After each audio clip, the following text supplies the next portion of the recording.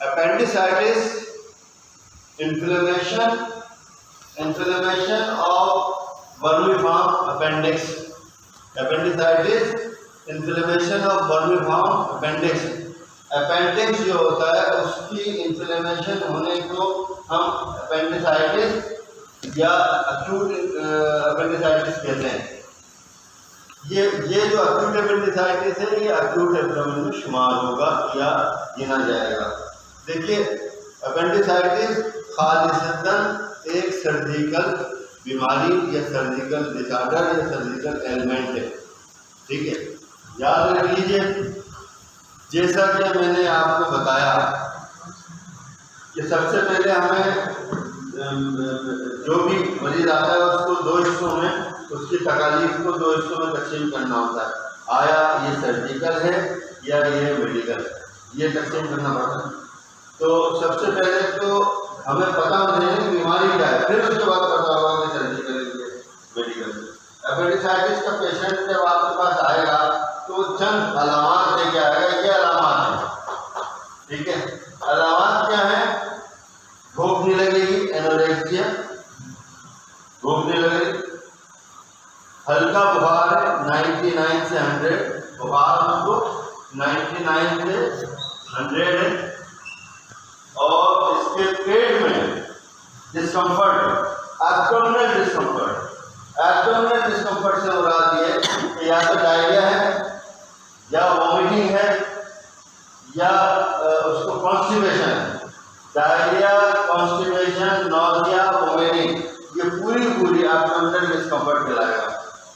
Acute abdomen है, दर्द कर रहा होता है और बहुत शदीद दर्द होता है। माइग्रेटिंग पेन, माइग्रेटिंग पेन से मुराद ये कि दर्द जब माइग्रेट करने लगे, कहीं आगे जाने लगे किसी तरफ, कोई भी दर्द जब एक जगह से अपनी जगह से दूसरी जगह जा रहा हो उसे माइग्रेटिंग पेन कहते हैं। सीवियर माइग्रेटिंग पेन जिसमें एब्यूलेशन से मुराद रिलीफ मिलेगा वॉमिटिंग करने से, और जिसको एग्रीवेशन होगी खांसने से, हिचकी लेने से, खांसने से वो दर्द बढ़ेगा। आप मरीज से कहें कि खांसिए तो दर्द बढ़ेगा। एक हर्निया में हम मरीज को कहते हैं कि जोर से खांसिए तो भी एग्जामिनेशन होता है। तो इसी तरह एक अपेंडिसाइटिस में भी हम कहेंगे। तो अब मैं आपको इसका एग्जामिनेशन भी बताऊंगा। तो इसका दर्द जो होगा, यहाँ लिखा हुआ है RLQ। RLQ को हमने बहुत वाज़ेह तौर पर, क्योंकि इंट्रोडक्शन वाज़ेह तौर पर बताया कि आर से मुराद क्या है, एल से मुराद क्या है, क्यू से मुराद क्या है। लेकिन RLQ क्या है? लेफ्ट, ये राइट लोअर क्वाड्रेंट। मैंने जब पेट के एब्डोमेन पढ़ाया था, 4 हिस्से पढ़ाए थे ऐसे करके कि ये लोअर क्वाड्रेंट है, 1 2 3 4 क्वाड्रेंट पढ़ाए थे। राइट लोअर क्वाड्रेंट और right upper quadrant, left lower quadrant और लेफ्ट अपर क्वाड्रेंट। लेकिन जब 9 हिस्से पढ़ाए थे तो मैंने पढ़ाया था राइट इंग्वाइनल रीजन। तो अपेंडिसाइटिस का होगा RLQ, राइट लोअर क्वाड्रेंट, या right inguinal region, RIR, right inguinal region, या राइट इंग्वाइनल फोसा जो जॉइंट है, ये राइट इंग्वाइनल रीजन, ये तो मकाम है उसका। रिबॉन्ड टेंडेंसी क्या होती है वो मैं आपको एग्जामिनेशन पढ़ाऊंगा। और रिबॉन्ड टेंडेंसी और पैल्पेशन एग्जाम मैंने पढ़ाया। अलामात, निशानियां, मुआयना यानी एग्जामिनेशन, लैब यानी लेबोरेटरी रिपोर्ट, तशखीस यानी डायग्नोसिस, एंड हमने आपको शुरू पढ़ाया था SOAP, subjective sign, objective sign. इसके बाद मैंने असेसमेंट, मुआयना और लैब, असेसमेंट एंड प्लान क्या हो गया? सर्जिकल या मेडिकल ट्रीटमेंट। हमने सबसे पहले इसकी सब्जेक्टिव साइन ली, आज भूख नहीं लगी। हमें क्या पता भूख लगी नहीं लगी, उसने बताया भूख नहीं लगी। हमने उसकी ऑब्जेक्टिव साइन दी, बुखार चेक किया, हमने उसको ऑब्जेक्टिव साइन देखा, मुआयना किया उसका, उसके बाद जो है उसको प्लान किया तशखीस होने के बाद कि आया ये सर्जरी में ही जाना लाजमी है या मेडिसिन से भी गुजारा हो सकता है। एपेंडिसाइटिस की मेडिकल ट्रीटमेंट ये है, दो ट्रीटमेंट है, सर्जिकल या मेडिकल। एक मेडिकल ट्रीटमेंट है वेस्टर्न, एक मेडिकल ट्रीटमेंट है कम्प्लीमेंट्री। कम्प्लीमेंट्री मेडिकल ट्रीटमेंट में सबसे स्ट्रांग, कॉमन और मजबूत ट्रीटमेंट या तरीका इलाज हिकमत या होम्योपैथी दोनों। वेस्टर्न मेडिसिन में एंटीबायोटिक और strong antibiotic, broad spectrum antibiotic parenteral यानी कि इंजेक्टेबल देते हैं, ड्रिप देते हैं। गुंजाइश होती है तो बच जाता है, वरना वो सही नहीं होगा। याद रहे कि इस तरह की ट्रीटमेंट जो मेडिकल ट्रीटमेंट होती है, उस मेडिकल ट्रीटमेंट में याद रखिएगा कि मेडिकल ट्रीटमेंट में ये याद रखने वाली बात है, याद रखिएगा मेडिकल ट्रीटमेंट का कोई तरीका क्या किया जाए, चाहे एलोपैथी हो, होम्योपैथी हो, हिकमत हो, वेस्टर्न हो, एंटीबायोटिक्स हो, बार बार भी एंटीबायोटिक देकर रिकरेंस केसेस हमने देखे हैं अपनी लाइफ में। एंटीबायोटिक दिया, रिकरेंस केसेस होते हैं, दोबारा महीने, 6 महीने, साल, 2 साल बाद फिर आगे कर लेते हैं। लिहाजा बेस्ट वे ऑफ एपेंडिसाइटिस जो राइट प्लानिंग होनी चाहिए वो ये कि आप सर्जरी के बाद दे दें, वो सर्जरी करें, ये है इसका राइट प्लानिंग। लेकिन अगर बच्चा हो तो ट्राई करने में कोई मुश्किल नहीं है। आप उसको, अगर आपको इतनी महारत है तो आप उसे मेडिकल ट्रीटमेंट दे सकते हैं। एग्जामिनेशन में हमने अभी मैं पैल्पेशन बताऊंगा कि किस तरह पैल्पेशन की हाथ की मदद से दबा के देखने को पैल्पेशन कहते हैं, पैल्पेशन बताऊंगा। साथ साथ जब मरीज अभी एग्जामिनेशन के लिए, ये भी एग्जामिनेशन है कि मरीज टेबल पे आएगा, आपने काउच पे लिखा कर एग्जामिनेशन करना, लेकिन जब आप उसको खांसने का कह रहे हैं तो दर्द बढ़ रहा है, उसको अगर उल्टी हो रही है और उसने बताया तो उल्टी से दर्द कम हो रहा है, फिर आपने स्टेज को कान में लगा के उसके पेट पे लगाया, उसकी बाउल टोन सुनी, बाउल टोन या बाउल साउंड उसकी जो है या तो बहुत ज़्यादा होगी या बहुत कम होगी। जैसा कि मैंने बताया कि उसे डायरिया भी हो सकता है, उसे कॉन्स्टिपेशन भी हो सकता है। जब भी बाउल टोन ज़्यादा होगी, बल्कि यूँ कहना चाहिए कि जब भी मरीज को डायरिया होगा तो उसकी बाउल टोन या आंखों की हरकत स्टेज से आपको सुनाई देगी ज़्यादा होगा, नॉर्मल नहीं।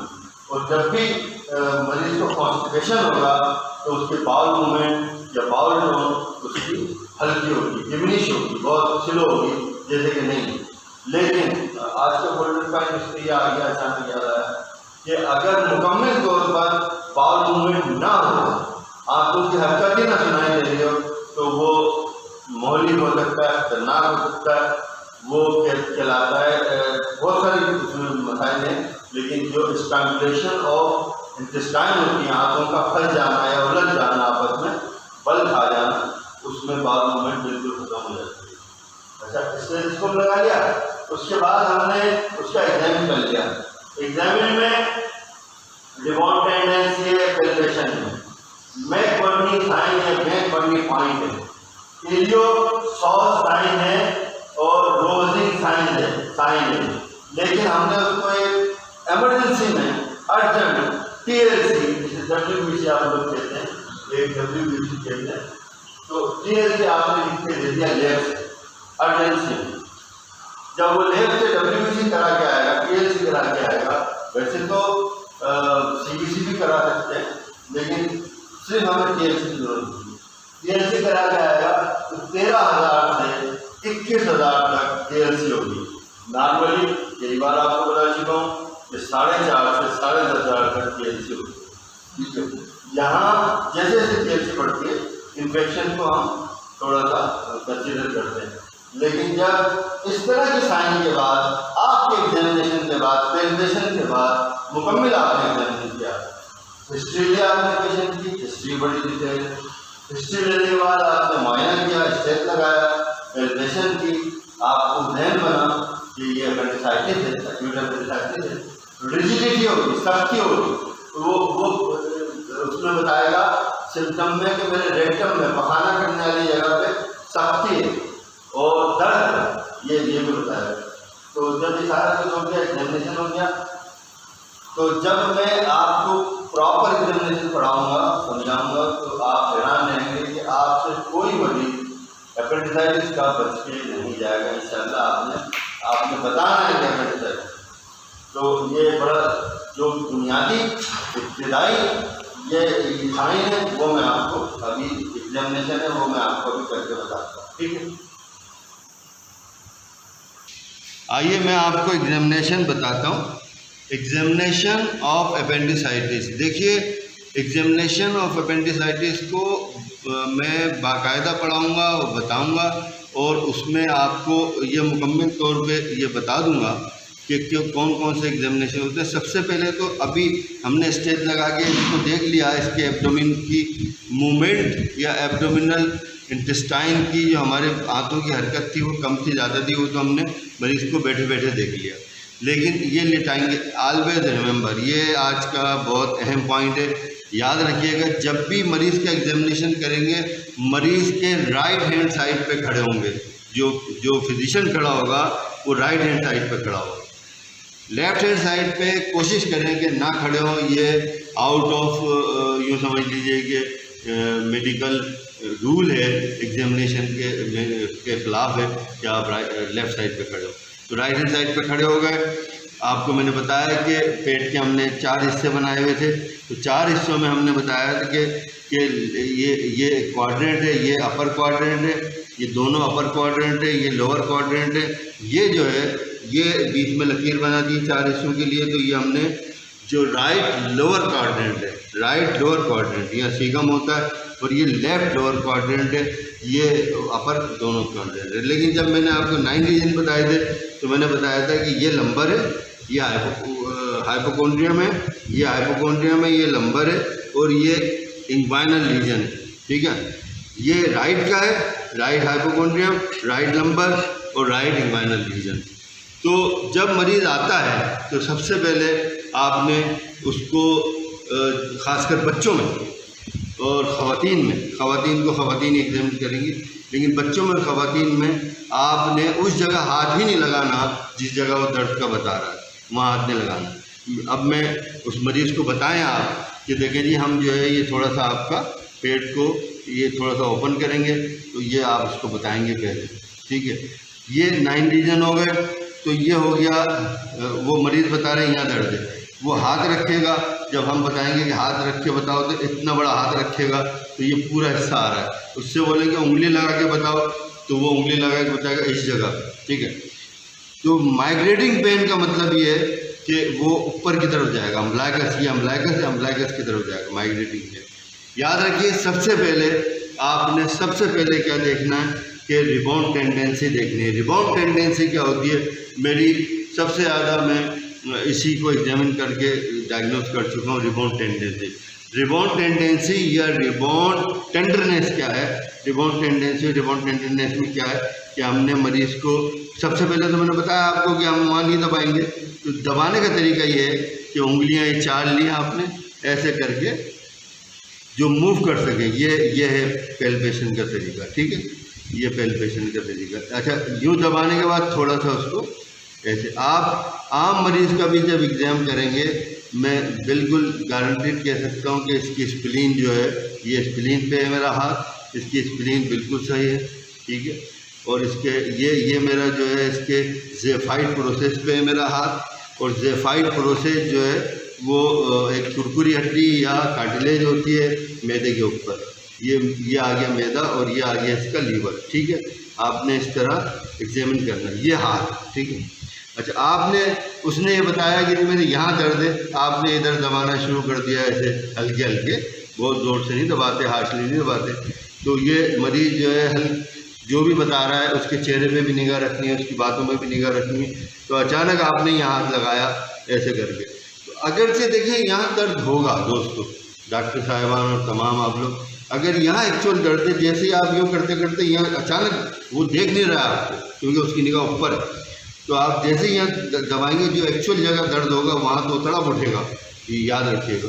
बहुत सारे लोग झूठ बोलते हैं, फॉल्स पेन में आते हैं, यहाँ दर्द है, बच्चे स्कूल वाले दर्द है। आप कहीं भी बोले यहाँ दर्द है, अगर आपने यहाँ जोर से हाथ लगाया और वो तड़पा नहीं, उछला नहीं है और शदीद दर्द आपने महसूस नहीं किया, तो आप समझ लेंगे फॉल्स भी हो सकता है। रिबाउंड टेंडेंसी क्या है? आप मरीज़ ने कहा यहाँ दर्द है, आपने ऐसा किया, उससे बोला गहरे गहरे सांस लीजिए, गिनती गिनिए। ये मैंने लिखा हुआ है बोर्ड पे, तो अभी बोर्ड आपने देखा है, उसमें लिखा हुआ है कि आपने जो है ना 1 to 20 लिखा हुआ है रिबाउंड टेंडेंसी।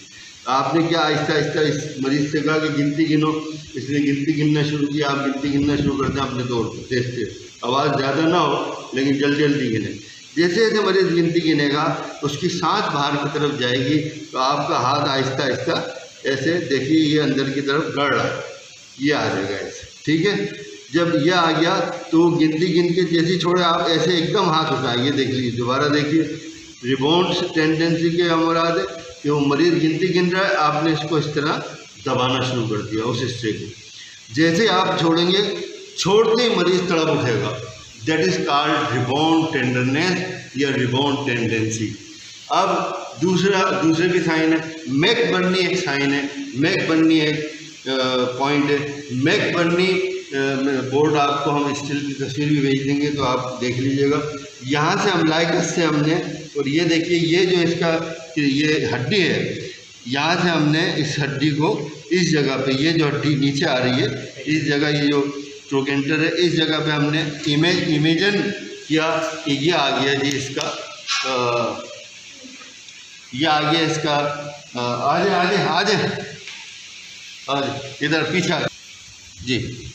अम्लाइकल से लेके यहाँ एक इमेज बनाया, एक स्केल जैसा रखा, ये दीजिए, ऐसा स्केल देखा, यूँ रखा, और ये रखने के बाद हमारा ये एक लकीर बन गई। इमेज में हमने 3 उंगलियाँ according to the patient height, अगर आप बहुत मोटे हैं आपकी उंगलियाँ जो है 3 उंगलियाँ, मतलब इस जगह पे ये है जी अपेंडिक्स की असल जगह, that is called McBurney point.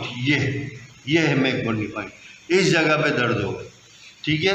अच्छा, एक कहलाएगी सॉस, पी से है psoas, iliopsoas sign, PSO board पे लिखा हुआ है, PSOAS, psoas sign. Psoas sign का तरीक़ाकार क्या है? ये हमने क्या किया, मैकबर्नी पॉइंट, ये इस जगह पे जब भी हम उंगली रखेंगे, हाथ रखेंगे, तो ऐसे करेंगे। अच्छा, यहाँ लंप महसूस होगा, लंप, मैंने एब्सिस में लंप एंड बम्प पढ़ाए थे। यहाँ ये एब्डोमेन सॉफ्ट है, यहाँ आपको लंप महसूस होगा। दूसरी बात ये कि अगर आप इस जगह आप दबाएंगे तो मरीज़ को यहाँ भी दर्द होगा, यहाँ दबाएंगे तो यहाँ भी दर्द होगा, हल्का सा। दबा यहाँ रहे, दर्द यहाँ हो रहा है, ये भी एक एग्जामिनेशन है। और दूसरे सबसे अहम बात ये कि हम सॉस जो है साइन भी देखेंगे और रोसिंग साइन भी देखेंगे। इलियोसॉस साइन, रोसिंग साइन, ये रोसिंग साइन है कि दबा कहीं रहे, दर्द यहाँ हो रहा है। दूसरी बात ये है कि जो सिम्टम बताई थी वो मैंने आपको मुकम्मल बताई थी, कौन कौन से सिम्टम होती है। अब हमने करना क्या है कि मरीज़ को ये राइट साइड है, मरीज़ को लेफ़्ट साइड पे, लेफ़्ट करवट पे हमने लिटा देना है। एक और कंफर्म डायग्नोसिस एग्जामिनेशन बता रहा हूँ, जो अपेंडिसाइटिस का डायग्नोस्टिक एग्जामिनेशन, ये एक्चुअल नहीं है, ये हमारा ही एक स्टूडेंट है जो हमेशा बेचारा डिवोट करता है तमाम स्टूडेंट के लिए। मरीज़ को इस तरह लेटाया, ये दिखाइए जगह क्या, टांग जो है थोड़ी सी इसकी और आगे आनी चाहिए, क्योंकि हमारा टेबल छोटा है इसलिए नहीं आ रही, टांग इसके आगे होनी चाहिए। मरीज़ ऐसे लेटा होगा और आप इसके हाथ को, इसके इस वाले पाँव को ऐसे उठा के जब आप इस तरह पीछे की तरफ लेके आएंगे ऐसे, तो मरीज़ शदीद दर्द करेगा। ये हाथ में रखा है आपने और यूँ लेकर आएंगे तब भी शदीद दर्द करेगा। और एक और एग्जामिनेशन है,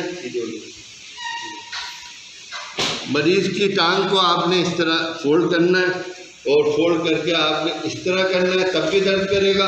मरीज़ को ऐसे अगर टांग करेंगे, थोड़ा सा ऊपर से दिलो, ऐसे करेंगे तो दर्द करेगा। ये यहाँ दर्द वहीं करेगा, दर्द टांग में नहीं करेगा, दर्द उसी जगह करेगा।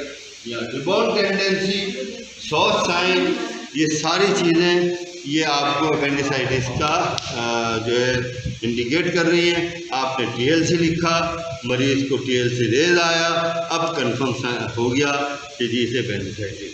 इसकी ट्रीटमेंट सर्जिकल ही होनी चाहिए, बाकी मैंने आपको बता दिया। अस्सलाम वालेकुम, KID में तमाम व्यूअर्स का खैर मकदम। दोस्तों, अभी मैंने आपको जो है अपेंडिसाइटिस पे जो डिटेल बताई है, उसमें एग्जामिनेशन भी बताया और उसमें साइन भी बताई है। और साइन बड़ी अहम होती है कि किस तरह हमने साइन करनी है। सिम्टम भी बताई कि मरीज़ को क्या क्या होगा, और वो खासी डिटेल में था। अब मैं आपको चंद बातें बता दूं। सबसे अहम बात यह कि एक सवाल जो स्टूडेंट ने किया मेरे, वो ये था कि इसकी सर काजेज़ क्या होती हैं। ऐसे अपेंडिसाइटिस की कोई काज नहीं होती, ना कोई काजेज़ होती है। बुनियादी तौर पे तो इसकी कोई काज नहीं होती, लेकिन जो ज़्यादातर जो अपेंडिसाइटिस जिन लोगों में देखा गया वो लोग हैं जो नट्स जो हैं वो बहुत ज़्यादा तादाद में खाते हैं। नट्स से मुराद ये कि मूंगफली और ड्राई फ्रूट और नट्स जो हैं वो बीज वगैरह बहुत ज़्यादा तादाद में खाते हैं। तो उन लोगों को भी ये देखा गया, और जिनको कॉन्स्टिपेशन होता है, जो कब्ज़ होता है, उनको भी बहुत ज़्यादा ये कामन देखा गया। और ये इसी तरह हम एज्यूम कर सकते हैं कि क्या वजह हो सकती है। तो खाने पीने में बहुत ज़्यादा ख्याल रखना चाहिए, और इस किस्म की कोई चीज़ नहीं खानी चाहिए। जो ज़्यादातर चबा के खाएँ, तो चबा के खाने में जो है अनडाइजेस्टेड फूड नहीं होता। अनडाइजेस्टेड फूड जो होता है वो बाइस इन्फ्लेमेशन ऑफ अपेंडिक्स हो सकता है। ये तो वजह हम कंसीडर कर सकते हैं, या अंदाज़ा या कंज्यूम कर सकते हैं। बाकी जो इसको अपेंडिसाइटिस होने के बाद जो डायग्नोसिस का तरीक़ाकार था वो तो मैंने आपको बता दिया, लेकिन इसको सर्जिकली रिमूव करना ज़्यादा मुनासिब होगा। सर्जिकली ही रिमूव होता है बुनियादी तौर पर।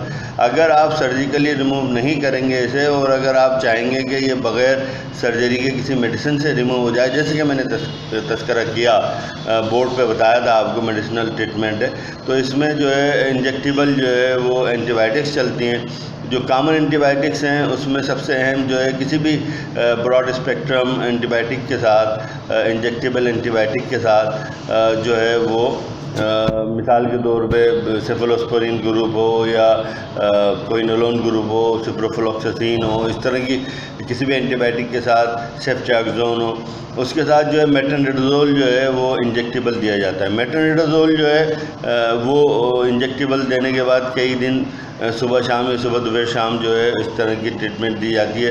तो चांसेस होते हैं कि अगर इनिशियली बुनियादों पर, इब्तदाई बुनियादों पर अपेंडिसाइटिस है तो वो बेहतर हो जाता है। लेकिन अगर इब्तदाई बुनियादों पर अल्टरनेटिव मेडिसिन की बात करें, तो इब्तदाई बुनियादों पर जो है अगर आप चाहें कि अल्टरनेटिव मेडिसिन यानी होम्योपैथी मेडिसिन की बात करें, तो बेलाडोना जो होती है अर्ली स्टेज ऑफ अपेंडिसाइटिस पे, लेकिन डायग्नोज अपेंडिसाइटिस पे अर्ली स्टेज पे बहुत ज़्यादा कारगर और कामन होती है, और बहुत ज़्यादा कारगर और इफ़ेक्टिव होती है।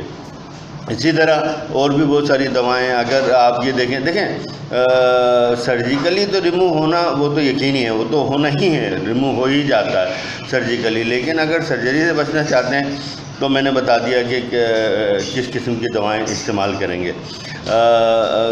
कहा यह जाता है कि एलोपैथी सिस्टम ऑफ मेडिसिन में या सर्जरी में तो एक ही हल है, लेकिन ये है कि होम्योपैथी में भी कुछ लोग इसका अपेंडिसाइटिस का या एक्यूट अपेंडिसाइटिस का ट्रीटमेंट करना चाहते हैं। याद रखिएगा कि अगर आप लंप बना हुआ देखें, जैसा कि मैंने बताया था, लंप बन जाता है, पुराना हो जाता है, तो वो रप्चर के करीब हो जाता है, परफ्यूजन के करीब हो जाता है, परफोरेशन हो सकती है और वो नुकसानदेह हो सकता है, पेरिटोनाइटिस में जा सकता है। इसकी कॉम्प्लिकेशन है।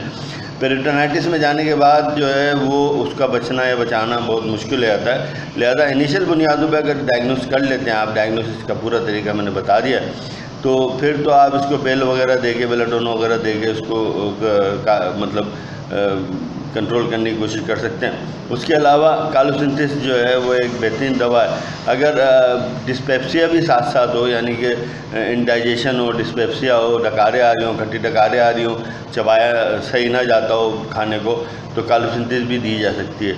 अगर देखें, ये कहा जाता है ना कि पेशेंट का इलाज किया जाता है डिज़ीज़ का नहीं। डिज़ीज़ तो अपेंडिसाइटिस है, लेकिन पेशेंट मुख्तलिफ हैं, मुख्तलिफ सिम्टम के साथ आते हैं, तो सिम्टोमेटिकली उनको ट्रीट किया जाएगा। ब्रायोनिया जब दी जाएगी, ब्रायोनिया भी बड़ी बेहतरीन दवा है अपेंडिसाइटिस की, जब स्लाइड मूवमेंट में बहुत ज़्यादा दर्द जो है बढ़ता हो या एक्टिवेट करता हो, या जो हम कहते हैं ना कि मोडिलिटीज़ पे भी दवा दी जाती है। अगर स्लाइड मूवमेंट में जो है ज़रा सा दर्द बढ़ता है तो हम जो है उसको ब्रायोनिया देंगे, और ब्रायोनिया को जो है देने के बाद हम उसकी मुकम्मल तौर पर ऑब्जर्वेशन भी करते रहेंगे।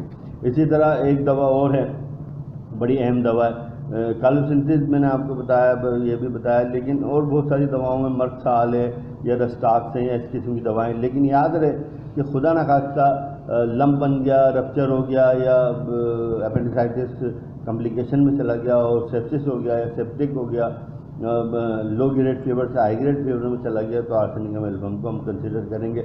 लेकिन ये सारी दवाएं एक बहुत ही एक्सपीरियंस, माहिर और काबिल होम्योपैथ ही दे सकता है।